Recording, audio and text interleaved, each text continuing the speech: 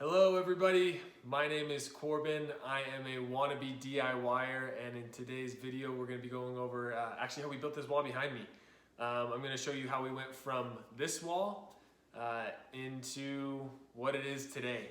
Now if you're anything like me a couple months ago, if you're looking at this video you may be thinking, wow, this wall is more than, it's out of my skill set.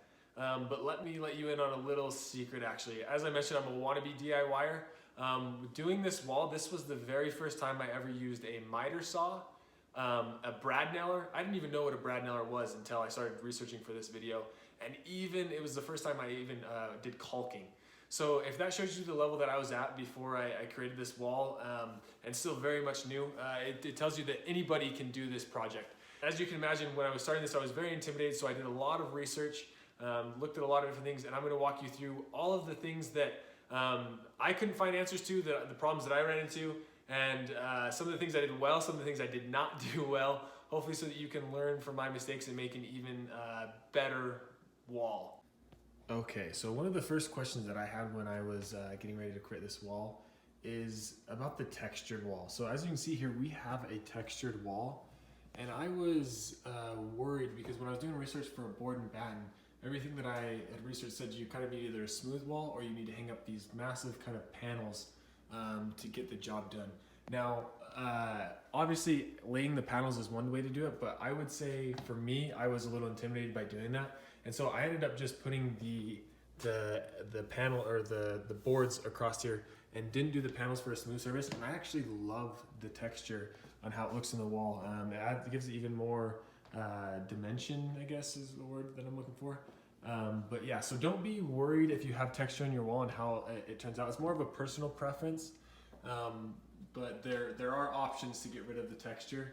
But I just went right onto the wall itself, and it looks, I think, looks good. All right, after I got over my worry of the textured walls, my next question is, what the heck kind of wood do I use? I knew nothing about wood or any of the different types. After doing some research, what I found is MDF trim is the best way to go. So this is pre-sanded, pre-primed, so it made it super easy to do. And this is actually the one that I got. The measurements, as you can see, it's 0.669 by 1.5 by 72. So. And the reason why I went with as thin of wood, I liked the thinness this way, because I think it gave it more of a modern look, but I also wanted something as thin this way, because I do have baseboards here, and I know this is another problem that people look at is the baseboards. So I was very intimidated by removing my baseboards, and so I purposely bought as thin MDF strips as I could find, so that you couldn't really see the hangover on the baseboard. Now, as you can see here, there's obviously a little bit of hangover, but it's really not that noticeable, especially to people who are just kind of walking in. As you're looking up top, you really can't see it unless you get all the way down low on those. So my advice to this is, apparently you can either do like a 45-degree cut on here to make those even less, or you can just get as thin MDF panel as you can to kind of match up your baseboard. The third option is to remove your baseboard, which now that I've seen some videos on how to do it, it might not be that hard, but for this project, I did not do that. Okay, so after I got over some of my worries of which wood to use, my worry about the textured wall, my worry about the baseboards, after I kind of got all of those questions answered, it was now time to face the next big hurdle, which was actually figuring out which design I wanted to do, which believe it or not is very difficult. Trying to imagine space, you don't want to design something that looks like not very good. And so what I ended up doing is I actually took a graph piece of paper, took all of the measurements, and I drew out exactly what I wanted to do. Now, as you can see, I do have a mounted TV, and so I included that in the plans, and I'm going to go over in a little bit later in the video on how I incorporated the TV into the design. But this is what I did to be able to get an idea of everything that I wanted. I basically get my vision out on paper. It helped me to buy the supplies. It helped me to, while I was making the cuts on the miter saw. So I would definitely recommend laying out on a graph piece of paper or a piece of paper just kind of an idea of your design. And when I was doing my design, I was mindful of where my outlets and things were. So as you notice here, this comes extremely close, but I didn't want to waste extra. I didn't feel confident enough making extra cuts along these things, even though now that I've seen it, it's not that hard, but it was nice that I planned it out so that I missed all of my, okay, now it is time for the actual cutting, which once again was a little intimidating for me because of these different angles, especially the slanted ones. The ones that are horizontal weren't as bad. But here's what I learned about how to do these. First off, a speed square will be one of your best friends. The reason for this is it helps you to be able to get that angle perfectly. Now on all of these cuts, the only cuts I did was I guess a 0 degree cut is what you call it, and a 45-degree angle cut. Okay, and this is how easy it is to make a 45-degree cut. As you see right here, we are on 0. Hopefully you guys can see that. And all we need to do is switch this over. Grab this guy, grab this guy, switch this over to 45 degrees. Lay the board down and make the cut.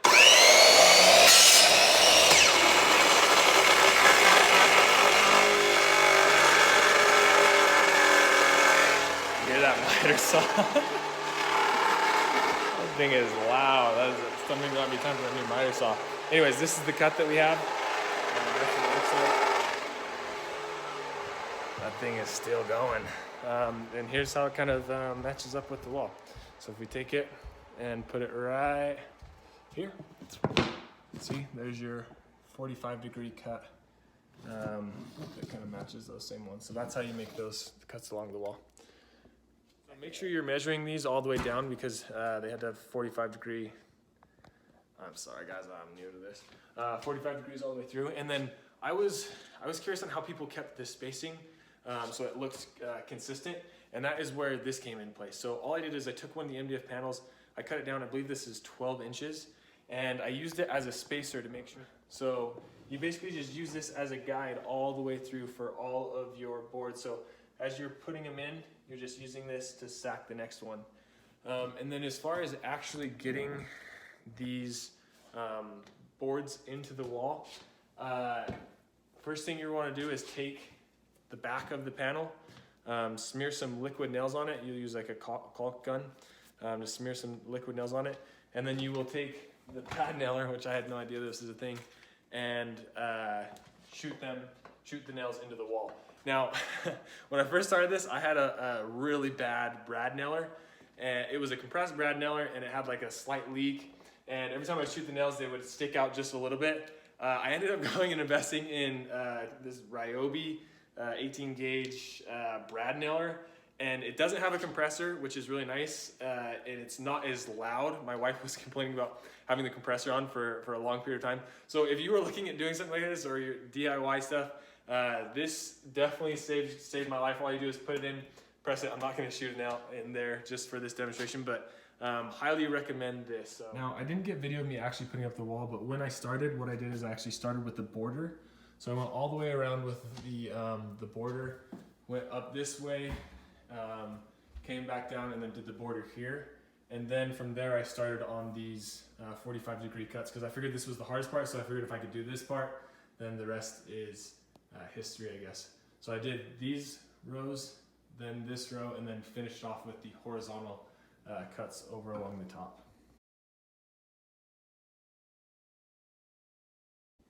Now, this may sound very stupid, but when I was researching doing this wall, I knew that I wanted to mount a TV, and I couldn't find a lot of people who had created a board and batten wall or something like this design with the TV, so I had no idea how to do that. So I'm going to spend a little bit of time on what I did to prepare to mount the TV on here, and it was actually, what I did wasn't completely necessary, but I just want to show you what it looks like behind the wall so that you know, because I looked for something, for some information on how to do this on so many different places and I couldn't find it. So I want to make sure I share with you guys, so maybe 1 or 2 people, if anybody watches this, knows how to do it. So I'm going to jump into that part. So as you can see by this photo, when I was doing the design, we purposely left empty space on the TV for the boards. I knew I had a 55-inch TV. I measured out the mount, and I knew exactly how much it was going to be covering. I did slightly underestimate how tall my TV is. as you can see here, the board kind of ends in this way. So make sure you double check your measurements. But besides that, what I did is the mount comes out this way and the boards just kind of end. And I did a 45-degree cut on the thing. Let's see if yeah, just right there. Just kind of give it a more finished look, I guess you can say. And I ended the boards where I knew the TV was going to be covering them up. So that's what it looks like on the back end of the TV. And the TV, these are just mounted to the studs. So I measured out where the studs were going to be beforehand. And my mount is big enough that it definitely, the boards don't get in the way at all. So I probably would have been fine to keep these boards going a little bit further, but I just was kind of cautious. Depending on your mount, your TV might not come out as far as you can see here. Sorry for the weird angle, but it comes out pretty far with this mount that I have because this is one that can pull the TV out. So just be mindful of that when you're doing that, but it is possible. You just gotta kind of do a little prep work beforehand. Okay, so after I got done with all of the brad nailing, the miter saw, getting the boards up, it looked like this right here. And I was beyond excited on how it turned out for my very first project. I was tempted to just keep it white. To be honest, I'm glad we went with the color we did. From this part, actually, we started caulking and sanding. And as I mentioned, this is my first time caulking. So this was a messy job and I underestimated how long this would actually take. But I'm sure most of you watching this knows why caulking is important. All right, let's talk about painting. Most of you know how to paint, so essentially what we did is we just cut the edges first. So we came through and cut all of these with a brush, and then we took a 9-inch roller and rolled over it. I think we had a 4-inch roller just to come over this way.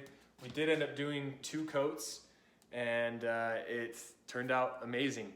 Now, I feel like in these videos, sometimes people only show the best parts of their work. And so I want to make sure to be authentic and show you the parts where I messed up. So I'm going to show you some of the mistakes I made and maybe how to fix them. And maybe you guys can tell me if there's a better way.